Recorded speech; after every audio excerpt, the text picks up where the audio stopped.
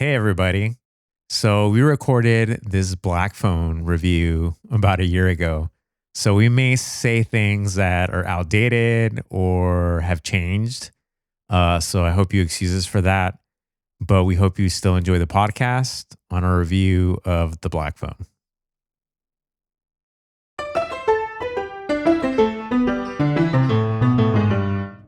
Cut. And cut. Cut it there. Cut. And cut. Cut. Terrific. Cut. And cut. Cut. Let's try it again. Cut. And cut. Cut. Check the gate. Cut it. Cut. Welcome to Cut, just another movie podcast. I'm Manny, I'm Angie. and we're two siblings that love movies. Happy 2022, y'all. Yay. Actually, we're recording this October 2021 because we're doing another review of a movie that has yet to be released, but we'll be publishing it the week it comes out, which is February 4th. So we're speaking to you from the past, although it's the future. This is another one of the movies that we saw premiere at Beyond Fest. So the first one was Halloween Kills, which we saw. And then a few weeks ago, we saw the premiere of this one. It was the West Coast premiere because I think New York had already premiered it. And it's going to be The Black Phone. For those of you who don't know about The Black Phone, it's Scott Derrickson directed it. And it was written by him and Robert Cargill, who you might recognize as the duo that brought us Sinister, which is one of my favorite horror movies in the last decade, probably. I think that was the first one as a duo that they did, which is a pretty awesome first feature, as you'll find out, or you already know. And they worked on Doctor Strange together. And from there, this is their third one, The Black Phone. Scott Derrickson also did The Exorcism of Emily Rose, which is another one of my favorites. It's a really good exorcism movie. And then after that, he did The Day the Earth Stood Still, which I never saw, but it seemed like it kind of bombed. But from there is when they did Sinister, and that kind of brought his career back up. And then he did Doctor Strange, and now The Black Phone. This is my first experience watching a Derrickson Cargill movie. I feel like it's a cool collaboration because they've known each other since like 20 years or something like that. And I think they complement each other really well. Their sensibilities. And what was cool about this screening, when you go to Beyond Fest screenings, I know we've talked about it tons of times, but it's Beyond Fest events are some of my favorite to go to because you always have like fun little extra things that they kind of throw in. Like for Halloween Kills, Jamie Lee Curtis showed up.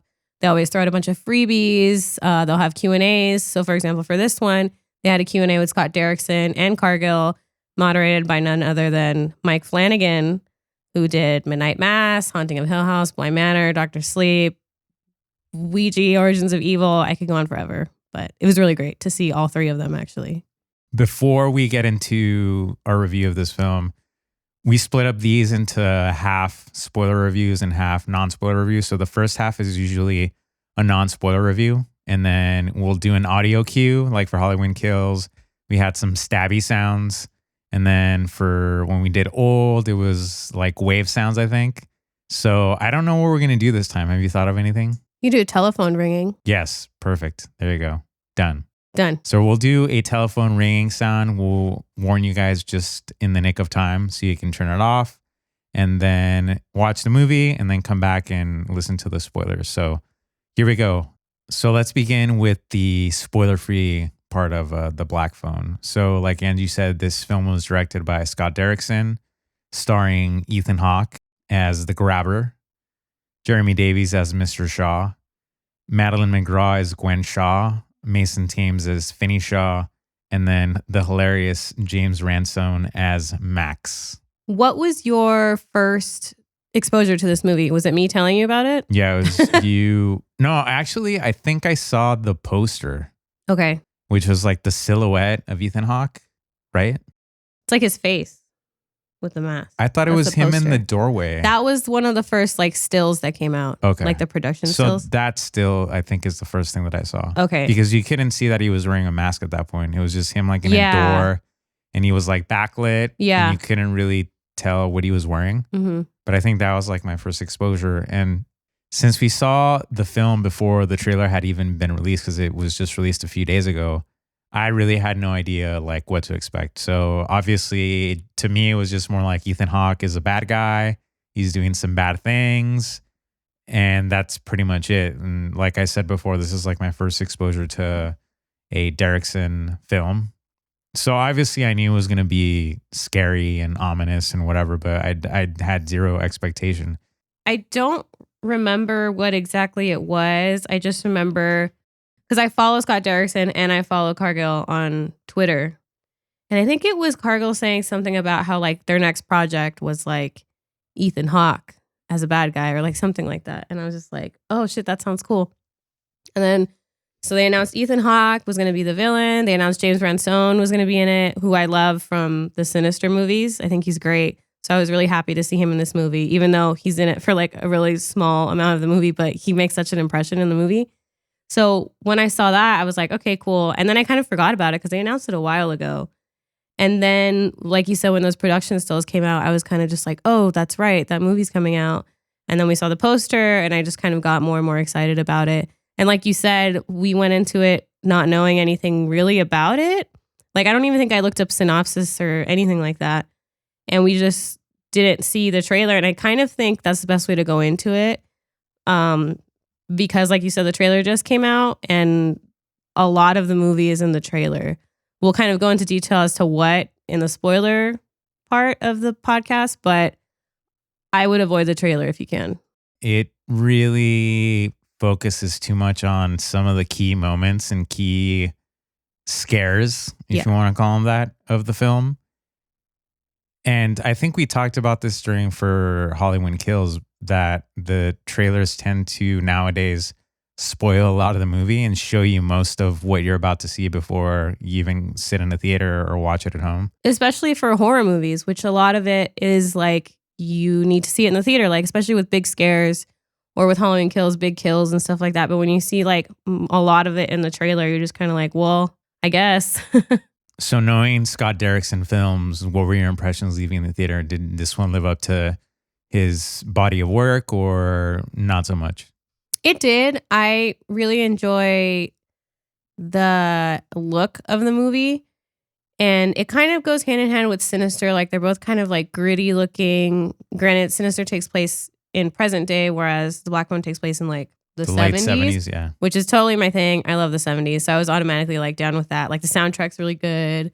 What everyone's wearing is really cool. And just kind of the ambiance of like kids going missing and like a small town and stuff like that. I thought that was really, really cool. I wouldn't necessarily call it a horror movie though. I would call it more of like a thriller, you know, or something like that. There are like horrific elements to it, but as far as like horror, I wouldn't put it in the same category as like Sinister, because Sinister is like a horror movie. Although it is kind of like a murder mystery thriller too, but it's more horror than The Black Phone. I really enjoyed it. Like you were saying, I expected it to be a horror movie, like a straight literal horror movie, and it wasn't. It was more thriller, suspense. You know, a lot of the horror is really psychological and trauma based, and we'll get into the details of that as we get into the spoiler part. But it really captured not only the late 70s, but the fact that kids going missing used to be a big thing in this country, and even like through the 80s and 90s. And I remember it felt like an epidemic of every summer there'd be this like little boy, little girl, and it was like a manhunt. And living in Southern California, I remember tons of cases where, you know, kids would go missing, and some of them were found. Some of them, you know, it was a complete mystery to who did it or where they ended up. But that part of me really took me back to that era of, like I said, when like kids were missing. They captured that era really well with not only the wardrobe, but the production design.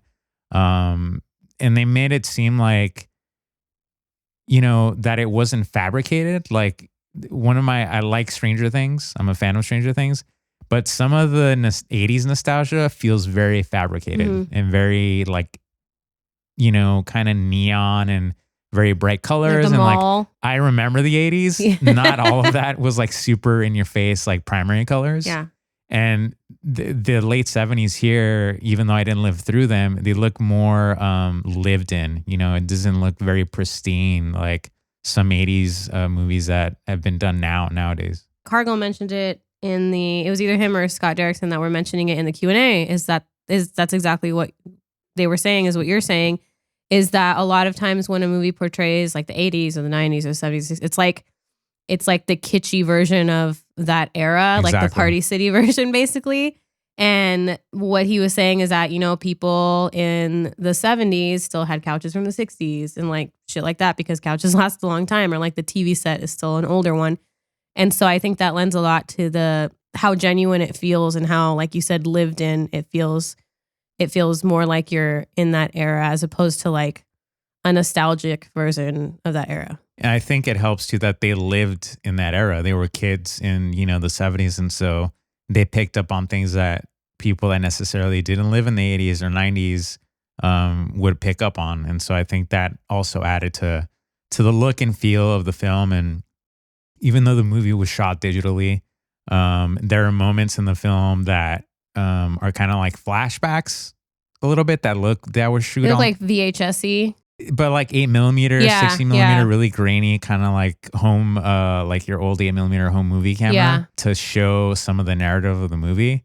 Yeah, and that's where you get a lot of like, if you see the movie and you're not aware that it's the folks that did Sinister, you're going to be like, oh, this is like Sinister, because it looks just like they have a lot of, in Sinister, they have like the reel of films that Ethan Hawke goes through, and it looks just like that like grainy kind of Super 8 film that's in The Black Phone. The casting of this movie I thought was spot on, minus one character. And I have maybe a swap that potentially may work better. But I thought the kids were casted brilliantly. Madeline and Mason, the two leads, if you want to call them that. I thought they were casted perfectly. They complemented each other really well. They play brother and sister and are the kids of Jeremy Davis's character. Mason Thames really carries the movie. And I feel like that's a lot of pressure to put on, you know, how old is he? Like 9, 10 years old? Probably like 12. Okay. It's hard to find really great kid actors. I know like people must think that like Haley Joel Osment's like growing trees or whatever. Anytime there's a really great, you know, kid actor performance, I think it's kind of a revelation. And I could see both of them like working for years in making films.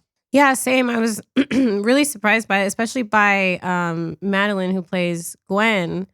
She was really, really great. And I think I read that she has like a Disney show kind of thing. She's like a Disney actress, which is crazy because I feel like actors that are on Disney shows are taught to kind of overact because that's how the shows are. Like the comedy is very like overacty.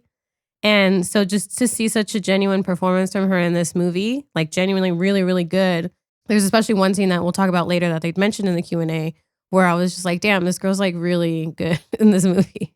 So let's get to the elephant in the room. What did you think of Ethan Hawke as the bad guy? I really liked it because there are moments in it. That's kind of what I was looking forward to the most, is because you don't see Ethan Hawke as a villain. But I kind of forget how like stocky Ethan Hawke is. Like I had always just remembered him as like Troy in Reality, and he's like skinny. But in this movie, he's like beefed up and he's like gigantic.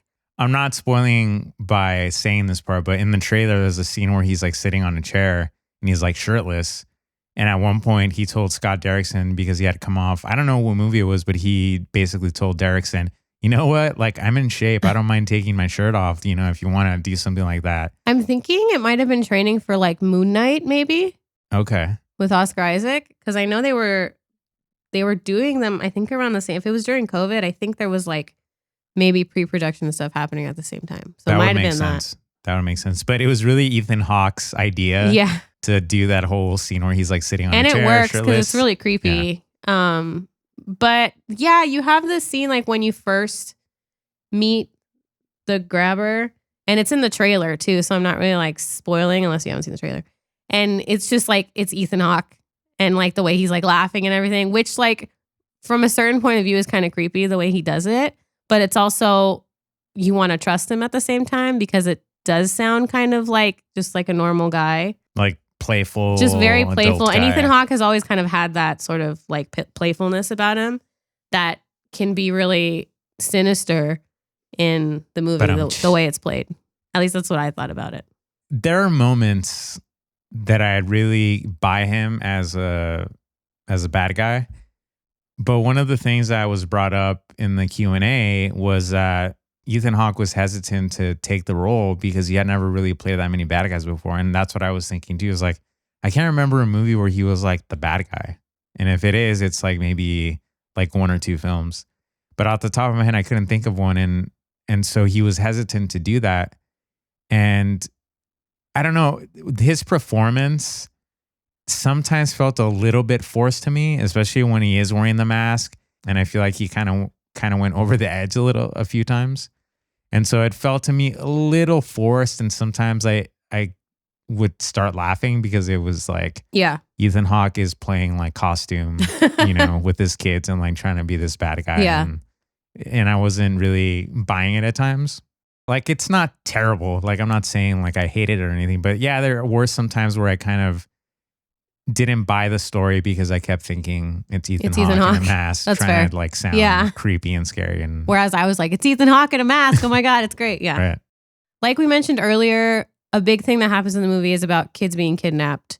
And like Manny was saying earlier, it was a big thing when we were growing up. Even when I was growing up still, like early 90s, kids would go missing all the time. And it was like a very normal, not normal, but like it would happen all the time. But also I feel like kids now, or at least people younger than me, don't really know what it's like to kind of go out and hang out with your friends and like go bike riding and like fucking around at the park and like just doing outdoor thing without having your cell phone with you. And being alone, because you have Madeline's character and Mason's character. They're always walking home by themselves and like going to a baseball game by themselves and not getting picked up by your parents. Where nowadays it's just like, mom or dad is going to pick you up from the soccer game, going to take you to go get something to eat. Kids were more independent then. They didn't have to rely on their parents to do, kind of the basic things, and would be like, hey, here's $5, go grab lunch after school, go do whatever, go to the arcade and do all that stuff. Where nowadays they're more reliant. And like you said, with cell phones, you can keep track of your kids and all that. But yeah, it's a bygone era for sure. Which I guess you could say is because so many kids were getting kidnapped and we had all of the Gacy's running around and everyone kidnapping and murdering kids, unfortunately. And I think the advent of the internet too makes it a lot easier to get the word out if someone does go missing. Mm-hmm. Because usually, where do you see it first? Like on Twitter before it's even on the news. Yeah. And back in the day, the only source that you had is just like watching your local news or national news and flyers. And back in the day, you had to rely on, these big, companies and news networks to get the word out. Watching the movie, I was kind of just like, wait, these kids are going missing and these kids are still walking to school. Like everyone's just like still walking to school.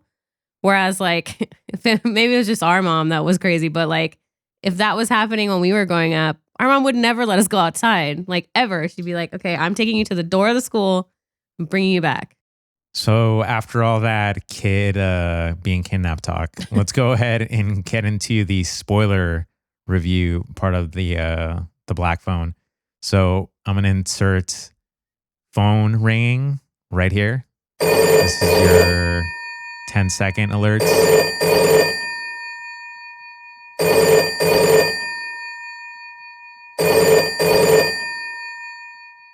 Okay, that should be plenty of time. Now we begin our spoiler review on The Black Phone. Like we mentioned earlier, this film takes place in the late 70s in Colorado, a small suburb in Colorado. What did you think of the title sequence? Now, like I mentioned earlier as well, it's all like 8mm, like quick shots of kind of like the day in the life in that city. Mm-hmm. Do you think that was just a day in the life, or do you think that's part of Gwen's dreams kind of manifesting? Oh, like that's a good point, actually.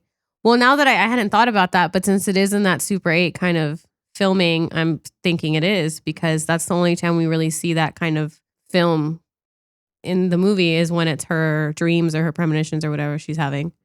So yeah, I mean, I agree with that. I hadn't even thought about it, honestly. But I like the other part, not just the title sequence, but like the very beginning when you have the baseball game. And it kind of like reminds me a little bit of like the opening sequence of Scream, where you have like the fake out of who the main person's going to be. Because you think it's like this kid who's like the all-star baseball player.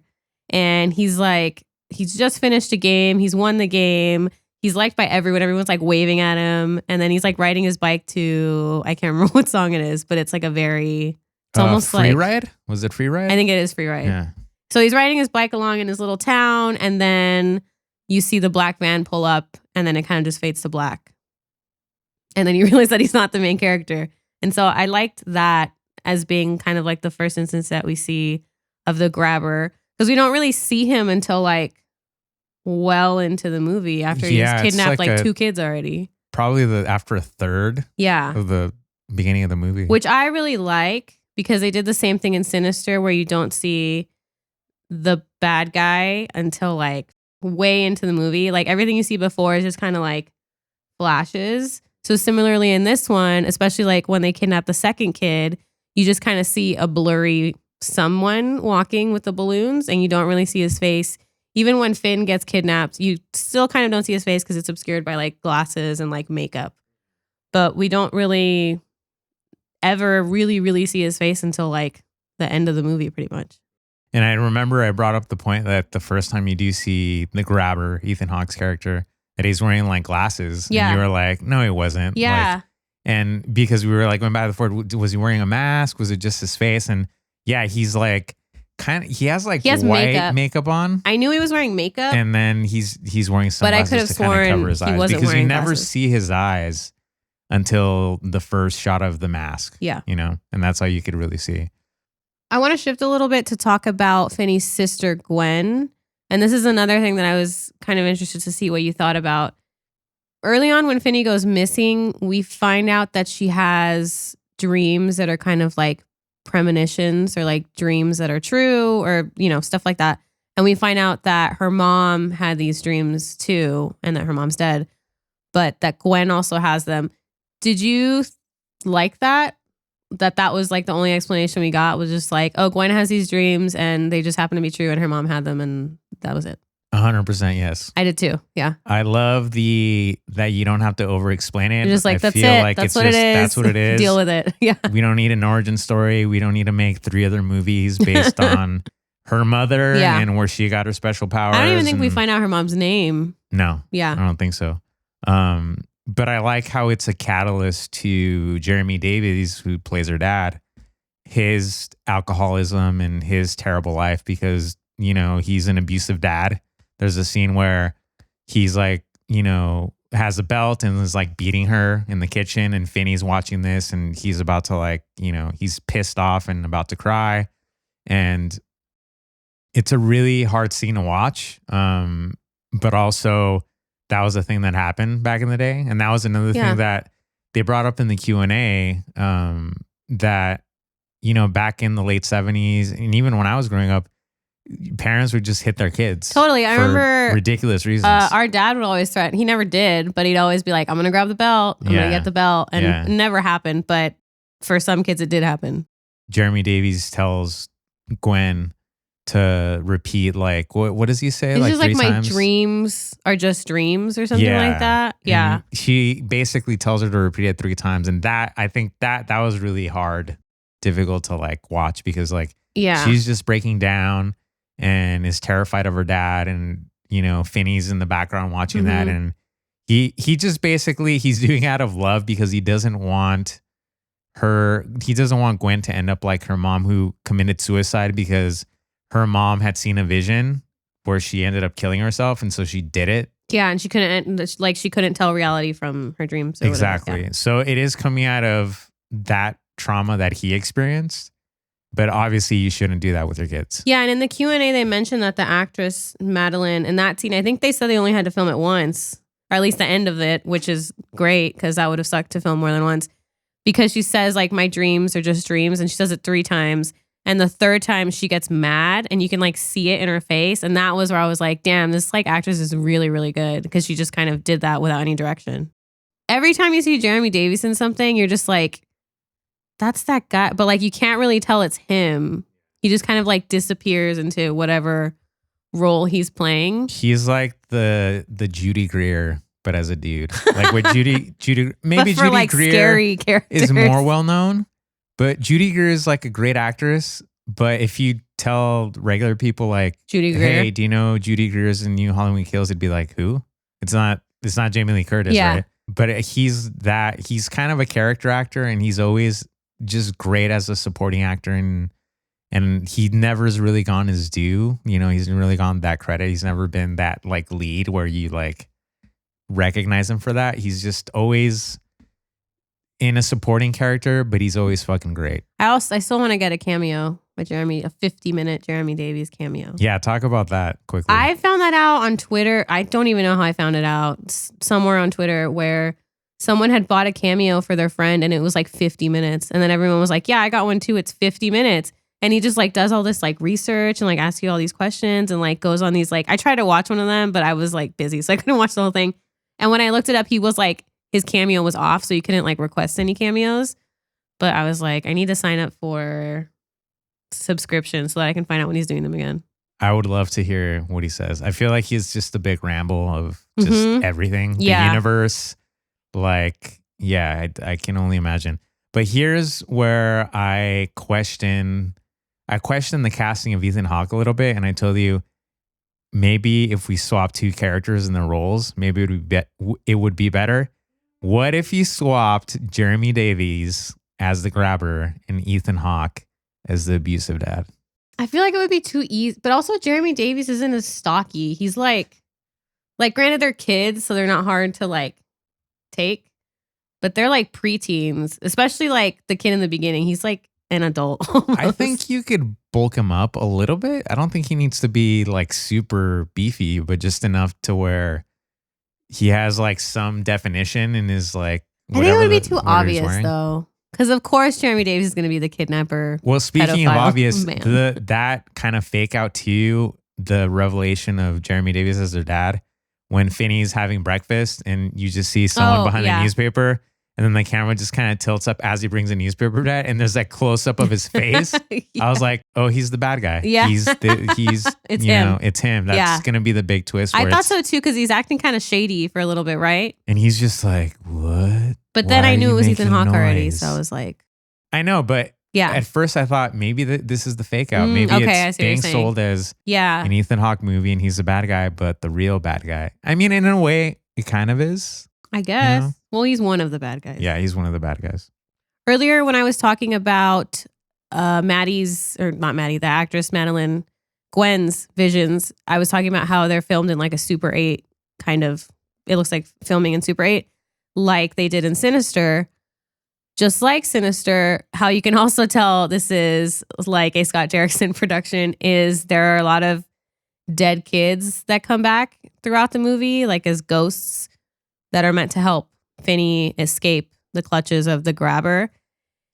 And I really liked that, but I was just like, man, these guys love their dead kids. Like they love dead kids. And that was one of the moments that was really cool to see in the theater is you have Finney kind of in this cell. He's been there for, you can't really tell, which is kind of cool. You can't really tell how long he's been in the cell for. It could be days or like weeks or whatever. And like earlier on, we're shown the black phone. And it's just this phone that's on the wall that's not connected to anything because Ethan Hawke's character says that it hasn't been connected since he was a kid, which had me being like, what happened to Ethan Hawke as a kid? Like a lot of crazy shit. So there's this black phone. It's not connected. And Finney starts hearing it ring. And he's like, phone's not connected. So he answers it. No one picks up, hangs it up. And then it rings again. And then it rings and it like keeps ringing. It doesn't like stop. It just kind of goes, and like keeps ringing. He answers it and someone answers. It's like the voice of a kid. And I don't remember what he says to him. But the camera like pans suddenly and you see one of the kids that disappeared and he has like a gash on his face and it's like pretty close to the camera. And there's a loud, God. Yeah, like, of course. A jump scare. Hate it. And I love that in the theater because everyone was just like, "Whoa!" Like even I was just like, oh my God. That was the biggest jump I had in the whole movie. Yeah. And unfortunately, that scare is completely ruined in the trailer. They show it in the trailer. And not only do they show that one, but to me, the second great jump scare is when later on in the movie, Gwen's riding on the bike when they're getting closer to finding where her brother is being held captive. She's riding the bike and then she sees the vision of all the other boys that have been kidnapped. And it's another one of those like flashes with a really hard sound hit. That was another like hard scare. And that's also in the trailer. So you're ruining two of the best. It's like the only two jump scares in the whole movie pretty much. Yeah. And you're ruining them in the trailer. Going back to the whole him in the basement, we were talking about how if that like got old pretty quickly. I think, that like you start figuring out because you realize that it's all of Ethan Hawke's victims trying to help Finney. And you also realize Finney has that power too. Finney has a power, not very similar to his sisters. It does get a little bit cheesy when Robin, who was the bully killer that helped Finney out when he was still alive, when he's trying to train him and he's like, it's like a very like Rocky kind of. It's a Karate Kid, Karate Kid type of deal, like wax on, wax off. Yeah. Which I get that, but it's a little on the cheese side for my taste. Yeah, and adding on to that, before Robin, you have the other kids previously who had been killed by the grabber who are trying to help Finney like get out.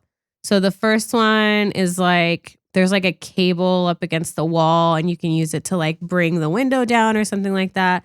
There's another one where a kid says you have to dig behind this like tile to get to a meat fridge and get through the fridge. Which when I saw that, I was like, bro, are you kidding me right now? But also, okay, so watching this, you'd be like, why are these ghosts telling Finney all of these things where he's just going to fail? Like one of them is there's like a lock on the window upstairs and the kid's like, it's my locker combination. And Finney's like, what is it? And he's like, I don't remember. I'm dead. And so he finds locker combination and he has to like silently go past the sleeping Ethan Hawke who's in the kitchen for whatever reason and like open this lock. And he fails every time. And then you kind of figure out the reason why these kids keep giving him failing tips is because that's when they got caught and they died. So like the kid never knew that the meat locker wasn't going to work because he never made it to the actual meat fridge. The kid that tried to get the window open didn't know it didn't work because he never made it, And so that when I thought about it that way, I was like, okay, well, that makes more sense. Speaking of that scene, though, where he has to silently creep up the basement and then because it's a game that the grabber's playing with Finney where, the grabber's waiting. He said he like leaves the door open slightly so he can try to escape. And it's like part of the, the cat and mouse chase that gets the grabber off or whatever. And so one of the victims tells him, you better not get up there because basically he's going to catch you and just beat the hell out of you and then you're going to die. But what do you think of that scene that we talked about in the trailer where Ethan Hawke is just sitting there? Well, the one in the trailer is the second time when he goes up to open the window with the lock. So he has like a cardigan on and he's shirtless. But the first one where he's completely is just like, I was like, oh, this is kind of gross. Cause it like, he doesn't go upstairs all the way. Finney doesn't. He just kind of peers out and the camera kind of follows up the stairs and then like spins around. And it's just Ethan Hawke without his shirt on, just like sitting on a chair with a mask and his gut is like out and he has like a belt. And I was just like, oh, this is dirty. Like it felt gross. I mean, I thought that too, but I also thought that was that moment that took me. It was kind of funny at the same time because it's like it's Ethan Hawke shirtless and just trying to be like gross. Yeah, but I really like the build up to those scenes where you can really get your anxiety levels up and the way it builds to like the climax where he does get finally locked because you could see him in the background. There's like a split diopter kind of thing going on. Although it like kind of like it rack focuses. Yeah. But you can see Ethan Hawke blurry in the background, but you could see motion. So you could tell if Ethan Hawke is moving or if he's not there anymore. And where he finally gets the lock open and then he just books it and then, Ethan Hawke wakes up because of the dog. Yeah. Right? The dog starts barking. And he like books it and then, he gets in his black van and chases him down. And of course the neighbors don't go out and, check on their neighborhood, even though they know because someone else that will do there's it. someone. Yeah, even though they know that there's like someone What is stealing it? their The kids. bystander effect. Yeah, exactly. I want to segue into one of my favorite characters in the movie, which would probably be me if this was happening in real time. The cops are like canvassing the area, the neighborhood, and they knock on this dude's door, and you hear a dog barking in the background. He's like, hold on, I gotta get the dog away.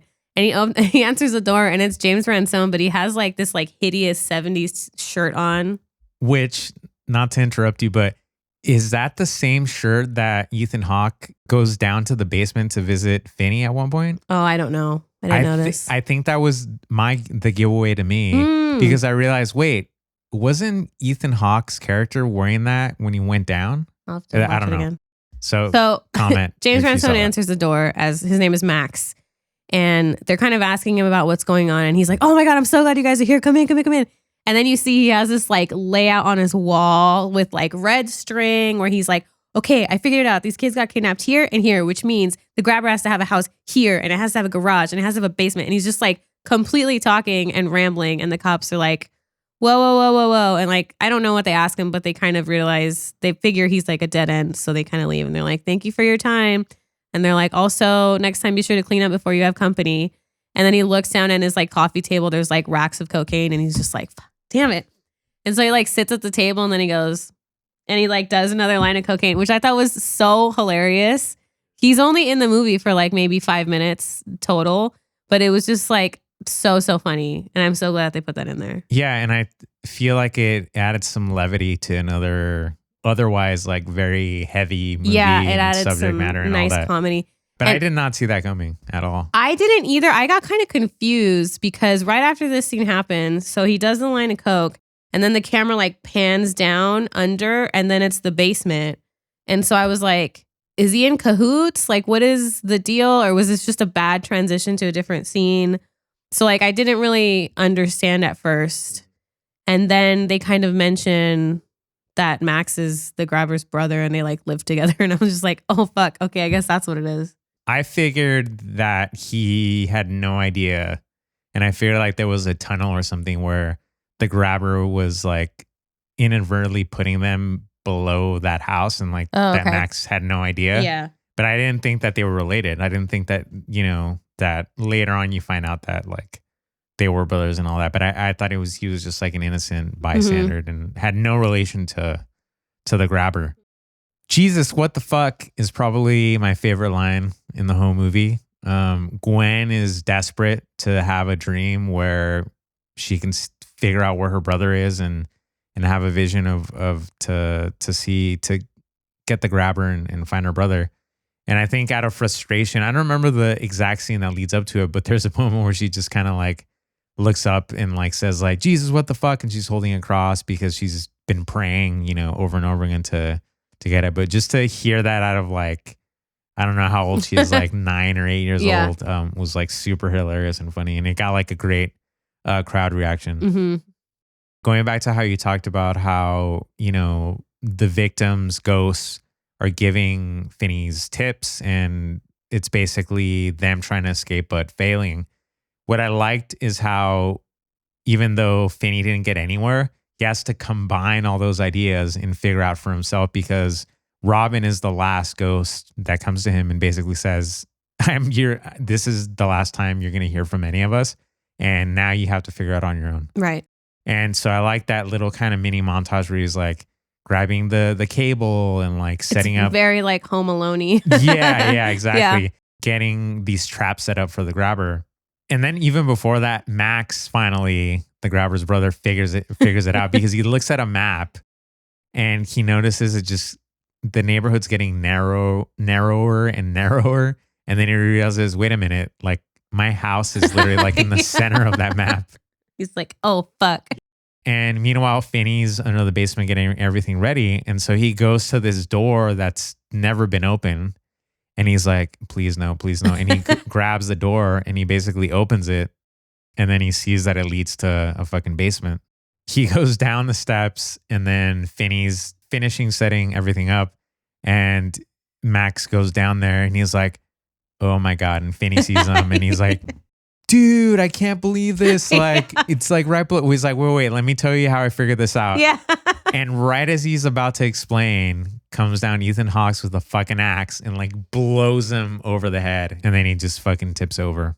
Once Max is dead, rest in peace, Ethan Hawke and Finney just kind of go at it, basically. And Finney has a phone. He takes the black phone earlier on because Robin helps him out with it. And he like packs it with dirt so it has weight to it, which I don't know how much heavier that would make it, but whatever.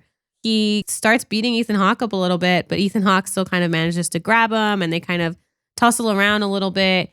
And Finney leads him to like one of the traps he set up, which is like he's dug this like hole, like a trench in the ground with, I think, like the cable as like a little like tripping thing. Him. So Ethan Hawke goes chasing after Finney and like he trips on the cable and like lands in the hole and like breaks his ankle. And like this, it's either his ankle or his shin, but it's pretty graphic when it happens. Yeah, the sound was pretty great. Yeah, and he ends up in the hole, and then so this is where Finn can kind of really wail on him, and the grabber's still trying to get at Finn. He's still trying to claw at him, and Finney ends up wrapping the phone cord or whatever cord it was around the grabber's neck and ends up basically strangling him to death.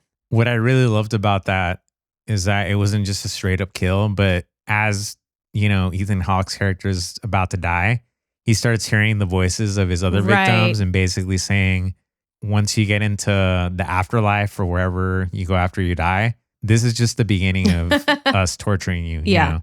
I fucking love that part. Yeah, that was really great. What did you think of just how the film resolutes itself and just the ending? I like the ending because you don't have resolution between the family, really. Like, I know it was mentioned in the Q&A and we talked about it a little bit after that. So Finney's rescued and he reunites with Gwen, who they hadn't been together since like the beginning of the movie.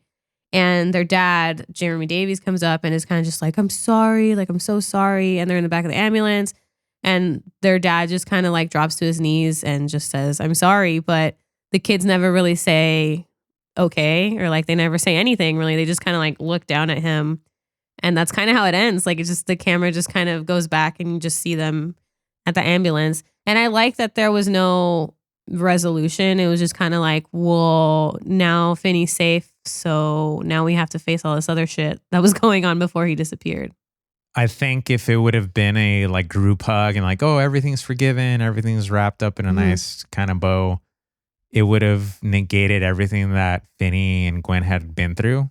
And so the idea that, yes, Ethan Hawke was like the big monster in the movie, but their dad's also a monster. And you don't know if he's really being sincere of saying like, forgive me, like I'm going to be better from now on. That look that they have, that Gwen and Finney have, where it's like, where we have to stick together because we have to still deal with the monster at home. Yeah. I thought was super great. It's almost like a look where they're kind of like, we've heard this before. Like, this has already happened. Right. All the things that Finney went through sort of prepared him for dealing with not only the bullies at the school, but the bully that they have at home, which is their dad. And so you're hopeful that their dad has seen the light and, you know, maybe learned the lesson with his son being missing and didn't know if he was dead or not, that maybe he would change.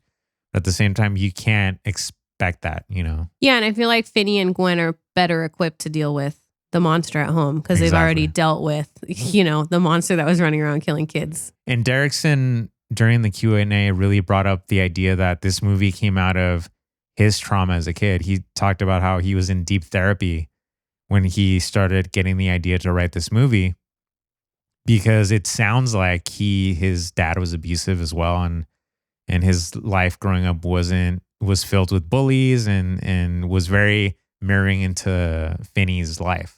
So I feel like he drew a lot of this movie from his actual childhood, and that it wasn't that great, and he had, you know, not the greatest parents, and sort of funneled all that frustration and anger into these characters and making this movie. Yeah, and also it should be mentioned that this isn't an original story. It's a Joe Hill short story. So Joe Hill, Stephen King's son, it's his short story. But I believe a lot of what surrounds the main, because I think Joe Hill's story just kind of starts with the kidnappings. The first third of the movie, I think Carhill and Derrickson wrote themselves. Which is a really good setup. I was telling you after the movie, yeah, I think my favorite part was the setup to the whole story. Because I think Stephen King's Son starts with just the kidnapping of Finney. Right. And away. I think it's just one ghost as opposed to all of the kids. So there's definitely a lot in there that's Derrickson and Cargill that added in from Joe Hill's original story, but like the bones of it are the Joe Hill short story. As we wrap up this review on The Black Phone, what are your final thoughts on this film? I think it's really great. I think you should go into it. Again, don't expect to see a horror movie because it's pretty like scary, but it's not going to be like a slasher or even like a sinister type, like murdery type story. It's more like a thriller, psychological thriller. And it's really about just kind of growing up and the traumas of being a kid, I guess. So I really enjoy that. It seems a lot more grounded in reality than most other horror. And I think that's what makes it scarier, is that it's something that can actually happen, minus, like the ghost or whatever. But the true part of the story is something very real. I really like horror movies or thrillers that really have this secondary story to them. Like with this one, we talked about that it's trauma based, and really to me it's men not dealing well with trauma, because you have, Jeremy Davies' character that had a wife that would see these things and he basically ignored them and told her that she was crazy and ends up killing herself. And then you have Ethan Hawke's character who was through some trauma as a kid, because he talks about he was in that basement, that same basement as Finney, and the phone rang and who knows what else happened to him.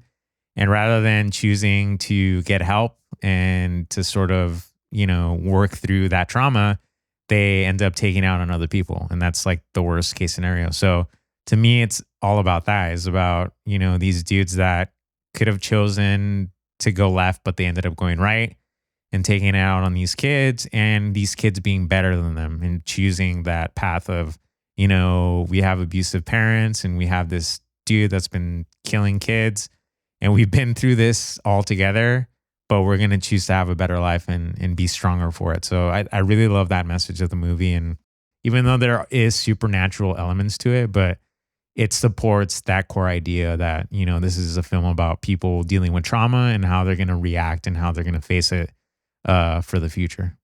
This concludes our review on The Black Phone. Again, we really enjoy this movie. I highly recommend it. It should come out in theaters February 4th. So again, we're going to post this the week of, so definitely check out the movie. And again, if you're afraid of spoilers, don't listen to it, or listen to the first half of it and then come back and listen to what we thought of it. And we love to hear what you guys think of it. So comment. Again, we're on YouTube. Just search Cut Movie Pod and you should be able to find us, as well as social media, Instagram, Twitter, @Cut Movie Pod, where we post teasers and what we're up to. We want to thank every one of you for listening, and we'll catch you guys on the next one. Cut! That's a wrap.